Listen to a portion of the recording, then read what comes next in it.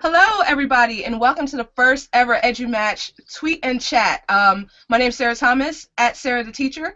I'm the founder of EduMatch, but we are all EduMatch. So we have here a panel of experts, and you'll see that we are all experts, as are you today in today's show. So we're going to go ahead and introduce ourselves. So we're going to go from my left to my right. So if we could start things off with Amanda, if you could say a couple words about yourself. Hi, I'm Amanda. I'm at the EdSane Teacher. I teach third grade in Texas, and that pretty much sums me up. Awesome, awesome, Amanda. And she does so many things. She's being very, very modest, but hopefully she'll get to that later on. All right, John. All right, this is John Martin, coming to you from New Hampshire. Right now I'm a tech director for a K-8 school, but in about a month I'll be taking over the reins as Chief Technology Officer for a larger district. That is awesome and so exciting. So welcome to the panel, John. Thanks for joining us. All right, if we could go next to Katie. Hi, I'm Katie Ann Wilson, and I am the Diary of the Techie Chick. That is my blog, and I currently teach middle school students tech skills. I run a weekly Let's Talk AR Google Hangout. I'm the founder of an augmented reality education group. There's a lot I'm doing. So if you need any help, just give me a shout. All right, that is awesome. And augmented reality is definitely, I was going to say it's a wave of the future, but it's a wave of the now. So definitely jump on that, people. All right, Leslie, if you could just please introduce yourself. Hi, I'm Leslie Fagan. I am an instructional tech coach for the secondary schools in Griffin, Georgia. Before that, I was a high school English teacher, and I'm still getting my feet wet figuring out what I'm supposed to be doing. That is awesome, Leslie. Thank you so much for joining us, and welcome to our panel. All right, if we could go next to Melissa. Hi, sorry. I am Melissa Eddington. I am an ESL teacher from Ohio, and I am the founder and moderator of #DubChat, which is on Monday nights at 7:30 p.m. Eastern Standard Time. That is fantastic, Melissa. So thank you so much for joining us. Tammy? Hi, my name is Tammy Neal. I co-moderate Rural Ed Chat with John. I also co-moderate Florida Ed Chat with Dennis Dill and Celeste Clemens on Wednesday nights. Let's see, what else do I do? I'm part of the FullCirclePD.org group. And and I teach game design and computer applications at a rural school in North Florida. You definitely have your hands full. That is a lot to do. That is fantastic. Welcome, Tammy. And last but not least, we have soon-to-be birthday girl, Tara Linney.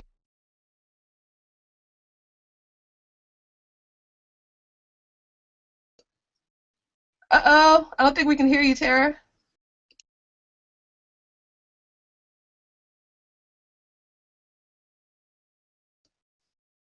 All right. Testing. There we go. Yes. All right. I have to unplug. Okay, good. My name is Tara Linney. I'm an instructional technology coach for a K-8 district in rural Illinois. Well, not rural. We're like south of Chicago. This summer I'll be moving to Singapore to be an educational technology coach for a fourth grade team. I also am a Google certified teacher, Google education trainer, and I'm big on coding in the curriculum. The end. Fantastic, fantastic, Tara, and congratulations on that big move. It seems like a lot of people are having a lot of big things popping in their lives. Big things popping, little things stopping. It reminds me of the old Jay-Z song or somebody, T.I., I don't know. But welcome to everyone on our panel, and welcome to everyone who's joining us on Twitter with the #EduMatch, seeing it blow up right now. So that is awesome. So our topic for tonight is about how do we find the expert within? How do we find that person? Because you hear people throw around the word expert, and all of a sudden your mind might go to someone specific. But what I personally feel is that we are all experts at something. So how do we find that expert within ourselves? How do we empower that? And how do we help other people find that in themselves as well? So I'm going to go ahead and open this up to the panel. If anyone wants to go ahead and jump in on this, then just go ahead.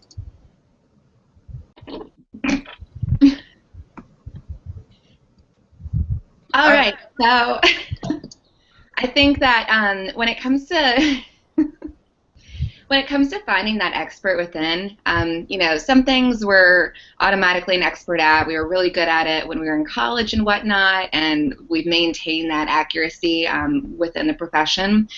But I think that finding the expert within requires a lot of iteration and requires like a lot of not giving up and a lot of failing so that you can better yourself as an individual and as an educator. All right, very, very nice, very nice. Amanda?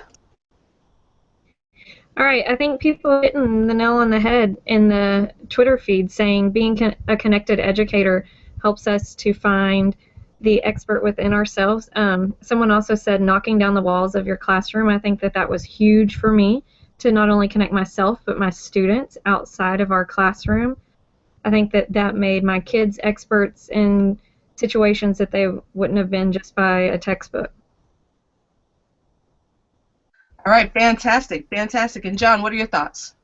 All right, well, if my lower third was there, you'd see written right across the bottom, Edu-Imagineer and Experimenter. And for me, finding that piece of you really requires that you have to be comfortable enough to take risks and experiment, because if you can't experiment and if you can't find pieces, you're not going to find things where you're comfortable. You're going to start learning more about yourself when you start stepping outside of the bounds of that comfort. And for me, it's when I put myself into situations where I'm forced to have to grow into them that I found my greatest opportunities for becoming an expert.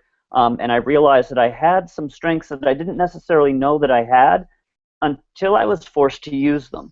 But when I was sitting back and I was just comfortable doing what I was doing on a daily grind, that creativity, that expert, just it didn't rise. And so really you have to put yourself out there and be willing to risk a little bit of failure, but the rewards are so much greater than the little bit of pain from a small failure. Absolutely, absolutely. Tammy? I'm gonna do a little bit of a pushback here on the word failure. Sarah, you know that's my button right now. Failure is the moment in which I give up trying. And so, you know, I don't think I risk failure. I don't expect to fail. I expect to learn, and I expect to grow, and I expect that those attempts that aren't successful the first time aren't failures. So I push forward, and I encourage others to push forward and push people in front of me now to give presentations at faculty meetings, to present at ed camps, encouraging people my colleagues to go ahead and present at conferences. Come on, let's go do this. I'll do it with you this time, and I want you to do it on your own next time. And that moment when I realized other people were waiting for me to do it, and I had to step out of their way and get them to move forward. That was the moment when I realized I had expertise. Not necessarily an expert, but expertise in areas that I work at. So just keep pushing forward. Don't consider it a failure. So anyway, that's me. Very good point. Very good point. All right, so let's now take it to Katie Ann.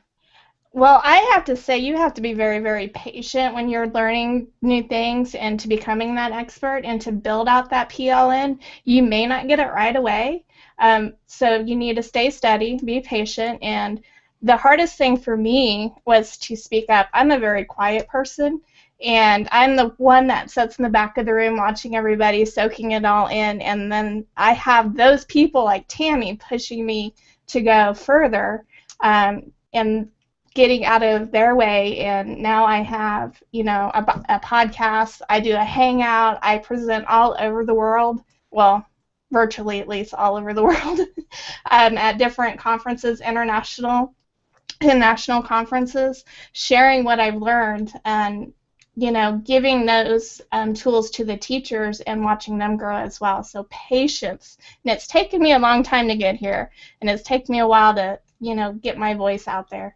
So, yeah, don't give up. Great point, Katie, and I'm sure a lot of introverts can definitely relate to that. So, Leslie? I will agree with John. You have to be willing to go out on a ledge and risk a lot in order to find that expert. I never thought that I'd be a tech person because, well, actually, my degree's in political science, but I taught English. I was willing to go out and say, hey, this is something I really like. I think I can do it, and I think I've actually done pretty well. So being willing to risk, and also you have to work hard. There are a lot of nights that I come home and I'm, reading to see what is going on with Google, and I'm doing a lot of things because I want people to feel comfortable, because if I go into a school and I'm telling the teachers, well, this is what you should do, and I look like a clown, then they really don't have any faith in what I'm doing. So being able to take that risk and also making the teachers feel comfortable, that's how they'll find their inner expert self. Absolutely, and I think that part about allowing teachers to take risks in a safe space, that's definitely on point. So we're going to go next to Melissa. All right. I think part of empowering is to have the ability to ask questions and to not feel stupid when you're asking the questions. Like getting on the Hangout going, oh, I don't have my name at the bottom. Where did you get your name? Simple little questions lead you to leading more. And when you feel excited about something new that you've learned, you're more apt to share it with other people. And I know I'm kind of that Twitter Voxer girl in the teacher's lounge, and every time I say Voxer, I get eyes rolled and whatnot. But for me, it's opened my eyes to what other people are doing, and I think that empowers all of us. And however way we use it or take it, or I think asking those questions and not being afraid of stepping outside of that comfort zone.